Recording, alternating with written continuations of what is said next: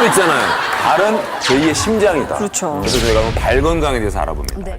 발에는 52개의 뼈와 60개의 관절, 214개의 인대를 비롯해 수많은 혈관으로 구성되어 있는데 엄지발가락은 체중을 한쪽 발에서 다른 쪽 발로 옮겨주는 지렛대 역할을 하고 각 발가락은 지면을 움켜쥐어 앞으로 나아가게 해주며 발의 뒤축은 몸의 균형을 유지해 똑바로 서 있을 수 있도록 돕는다. 이렇게 사람은 직립 자세를 유지하며 평생 지구 4바퀴 반의 거리를 걷게 되는데 몸무게가 68kg인 사람을 예로 들어보면 한 발을 내디딜 때마다 몸무게의 25%를 더한 무게가 발에 전해져 85kg을 지탱하게 된다.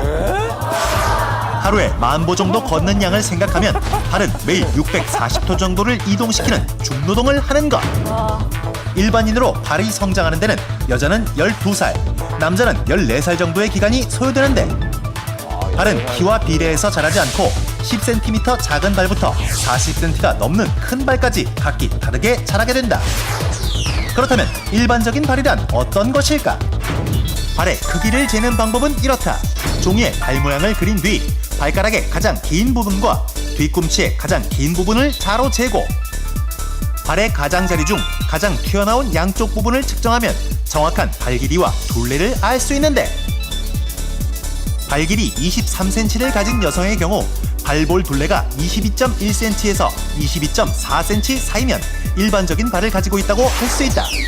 이보다 발볼 둘레가 작으면 좁은 발, 넘어갈수록 넓은 발을 가지고 있는 셈. 사람의 발 모양도 저마다 다른데 첫 번째, 이집트인의 발. 엄지발가락이 다른 4개 발가락 길이보다 2mm 이상 긴 발 모양으로 가장 많은 사람들이 가진 발 모양이다. 다음은 로마인 발. 발가락 5개의 길이가 크게 차이 나지 않는 발 모양이다. 로마인 발. 이런 발 모양을 가진 사람은 발폭이 넓어 엄지발가락과 새끼발가락에 굳은 살이 생기기 쉽고 살 속으로 발톱이 파고들기 때문에 주의해야 한다. 다음은 그리스인 발. 난데. 둘째 발가락이 엄지발가락보다 2mm 이상 긴 발 모양으로 2mm 가장 긴 둘째 발가락에 저도 굳은 제일 살이나 길어요. 흰눈이 생기기 쉽다. 그래, 내가 튀는 게 있어요. 모양과 크기가 달라도 기능에 문제가 없으면 정상적인 발이라 할 수 있는데 자기 발에 맞지 않는 신발을 신을 경우 발의 변형과 함께 통증이 동반되므로 자기 발 모양에 맞는 신발을 고르는 것이 발 건강을 지키는 지름길이라 할 수 있다. 또한 운동을 심하게 하거나 끊임없이 자극을 주는 경우에도 발에 변형이 생겨나므로 주의해야 하는데 발에 변형이 불러오는 질환과 문제는 무엇일까? 발에 대한 모든 것을 지금 바로 공개한다.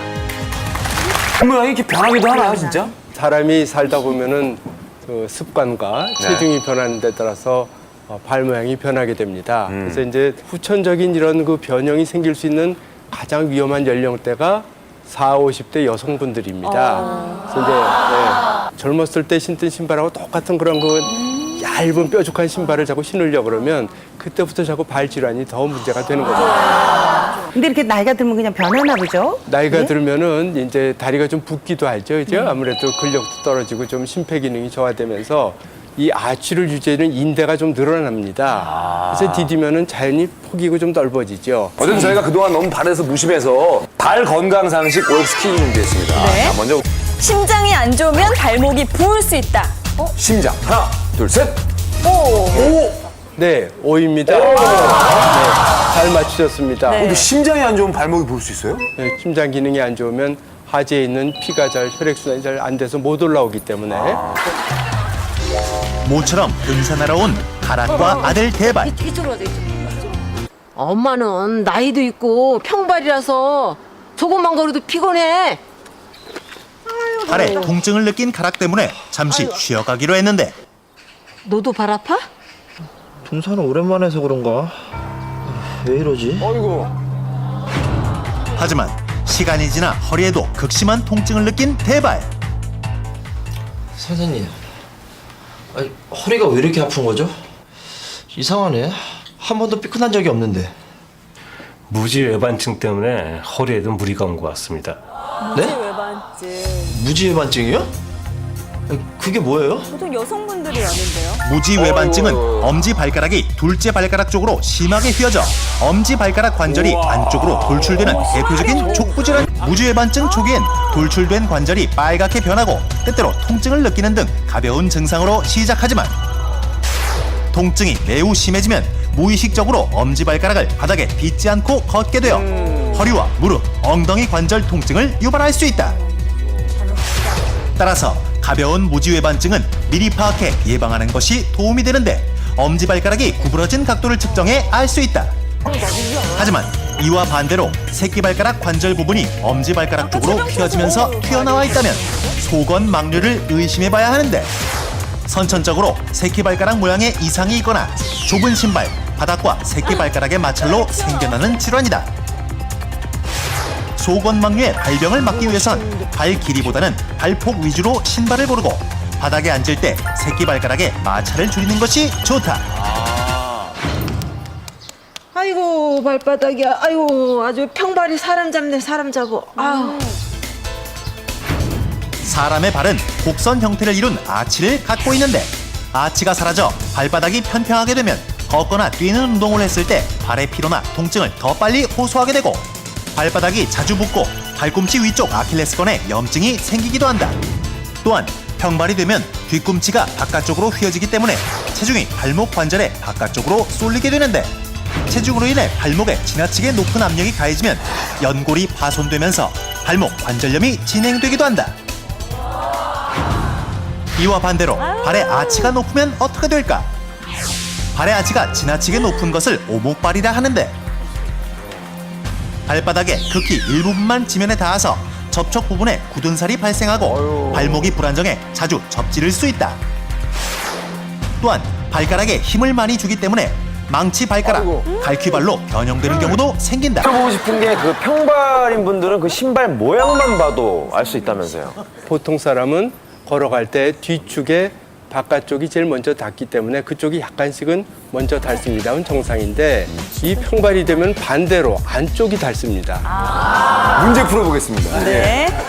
자, 우리 몸의 특징 중 하나죠. 이런 사람은 후천적 평발이 될 가능성이 더 높다고 하는데요. 어떤 사람일까요? 자, 쓰세요. 이런 사람은 후천. 네. 정답은요? 네, 비만이 정답입니다. 네, 좀 무게가 누르니까 아치가 평평해져서 평발이 되면은 지금 자꾸 얘기를 해주시는데 이것 때문에 운동 못한다, 잘 오래 못 걷는다 그러시는데 그러면 어떻게 되겠습니까? 운동을 자꾸 덜 하게 됩니다.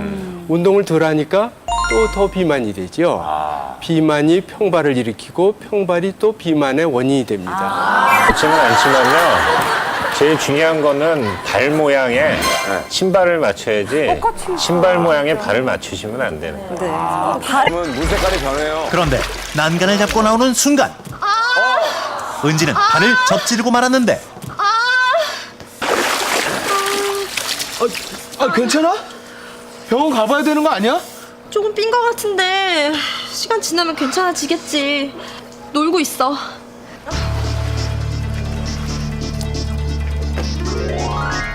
하지만 은지는 그 후로도 길을 걷다가 발을 자주 접질렸고 가끔 통증이 느껴졌지만 괜찮겠거니 하고 무심코 넘어갔는데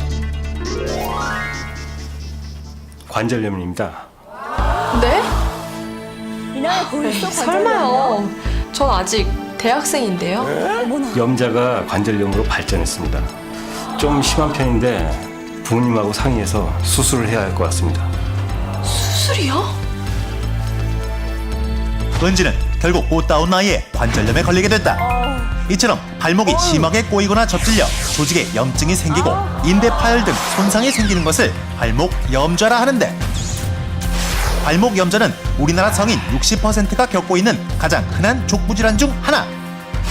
특히 야외 활동이 많아지는 여름철 미끄러운 신발을 신고 빗길을 걷거나 물놀이를 하다가 자주 발생하게 되는데 누구나 흔히 발목을 접지르지만 초기 치료를 제대로 하지 않아 한 번 접지르게 되면 습관적으로 접지르게 되는 만성 불안정증이나 더 심할 경우 발목 관절염까지 초래하는 등 2차 문제까지 불러온다. 다 먹었으니까 다시 물에 들어가서 놀자. 그런데 그때 왜 그래? 갑자기 발이 찌릿찌릿해서. 뭐? 인국은 갑자기 발바닥에 찌릿한 통증이 느껴졌는데 그 후로 발바닥이 살짝만 닿아도 벼락이 치는 듯한 고통을 느끼게 된 인국. 인국은 왜 이렇게 된 것일까? 조심하셔야 하는 질환이 있습니다. 전기가 오는 것처럼 찌릿하고 최근 통증이 급격하게 심한 늘고 있는 족저근막염. 이름은 생소하지만 전체 인구의 약 10%에서 발생할 정도로 흔한 질환이다. 족저근막염이란 발바닥 근육을 싸고 있는 족저근막의 대행성 변화로 생기는 것으로 발 뒤꿈치와 발바닥 안쪽을 따라 통증이 생겨 첫 발을 내디딜 때, 오랫동안 앉았다 일어났을 때 찌릿한 느낌과 함께 걷기 어려운 증상을 보인다. 특히 바닥이 딱딱한 장소에서 발바닥에 충격을 줄 수 있는 운동을 할 경우 족저근막염에 걸리기 쉬운데, 국민건강보험공단에 따르면 최근 레포츠 인구의 증가로 5년 전보다 족저근막염 환자가 2.7배나 증가했다. 또한 바닥이 얇은 조리 샌들과 플랫슈즈, 레인부츠를 즐겨 신는 젊은 여성들에게도 족저근막염이 늘어나고 있는 추세. 첫발 내디딜 때 통증이 굉장히 심해요. 그러다가 걷기 시작하면서부터 통증이 줄어드는 그런 특징적인 현상을 보이는 질환이거든요. 우리 어머니 이진희 교수님, 정답이 있나요? 정답은 폐경기 여성입니다. 폐경기 여성. 지금 말하는 족저근막염은 폐경기가 돼서 노화가 오고 호르몬의 영향으로 인대의 탄력성이 줄어들게 되면 좀 더 많이 발생할 수 있다고 되어 있습니다. 자, 여러분. 위험을 뜻하는 레드카드입니다. 첫 번째부터 레드예요? 네, 이분은 그 지간신경종이라는 병을 갖고 계시더라고요. 병이요? 네, 지간신경종은 발바닥에 타는 듯한 통증이나 칼로 찌르는 듯한 통증이나 무감각해지는 등 여러 가지 증상이 발생할 수 있습니다. 그러면 네, 최 씨는 발 앞쪽에 통증을 좀 호소를 하셨어요. 네, 발 앞쪽은 좀 아팠어요. 걸을 때. 가운데 또 동그라미 표시해 놓은 부분이 신경이 지나가는 자리입니다. 오른쪽은 보면 허옇게 뭐가 없잖아요. 저쪽이 이제 정상이고요. 왼쪽 같은 경우에는 검은 부분이 신경이 커지게 되면 초음파상에 저렇게 검게 나타나게 됩니다. 원인을 제거하지 않으면 계속 이제 통증이 더 심해질 수가 있고요. 나중에는 약물 치료나 수술 치료까지 요할 수도 있습니다. 그리고 발바닥의 압력을 측정하는 조갑 측정 검사에서 왼쪽 보시면은 빨간색이 없이 균일한 모습을 보이는데 오른쪽 발 같은 경우에는 조금 더 빨갛게 나타났죠. 그 부분에 이제 압력이 조금 더 증가돼 있다는 의미가 있는 거고요. 저런 상태로 계속 이제 하이힐이나 볼 좁은 신발을 많이 신고 다니시게 되면 저 부분이 아파집니다. 그다음에 양쪽에 5번째 발가락 있는 데가 좀 튀어나오셨거든요. 소건막류라는 병은 다 볼이 좁은 신발과 하이힐을 신기 때문에 발생하는 거예요. 역시 솔루션은 교수님? 내려와야 되겠네요. 내려오셔야 됩니다. 하강하셔야 되고요. 미래의 남자친구. 주의를 요하는 옐로우 카드입니다. 이분은 무지외반증이 여기에 출연하신 분들 중에 제일 심하셨던 분입니다. 근데 가장 심하셨다고 하셨는데 주의를 주셨어요. 옐로우. 그 이유는 이제 무지외반증은 본인이 갖고 있는 증상이 없으면 수술을 요하는 정도의 질환은 아니라는 거죠. 그러니까 막 심한 건 아니군요. 자, 어쨌든 무지외반증이 있는 분입니다. 이제 먼저 양쪽 발 엑스레이를 보시면은요. 이쁘네요. 오른쪽의 각도가 한 28도 정도 되고 왼쪽이 22도 정도로 돼서 그래도 꽤 휘어 있는 편이긴 하죠. 근데 평소에 발 관리를 잘 하셔서 그런지 큰 불편함을 호소하지 않으시고 증상을 일으키지 않는 한에서는 위험하진 않을 것 같고요. 그것보다는 혈액 검사상에 혈당이 좀 높게 측정이 되셨어요. 아시다시피 당뇨 있으신 분들은 발에 조그만한 상처나 염증이 생기면 위험한 상황, 절단이나 이런 상황으로도 갈 수 있는 질환이거든요. 그래서 그런 것들에 좀 더 주의를 요하셨으면 좋겠습니다. 항상 조절 잘 하시고, 영원한 저희들의 여배우로 남아주시기 바라겠습니다. 우측 발목의 불안정성이 이제 관찰이 됐었어요. 발목을 꺾으면서 찍어보는 방사선 검사인데요. 저기 노란 선 보이시죠? 그게 정상 쪽에서는 살짝 벌어져 있는데 이제 오른쪽 발목은 좀 더 많이 벌어져 있어요. 그래서 그게 인대가 헐거워져서 벌어지는 현상이 있게 되는 거고요.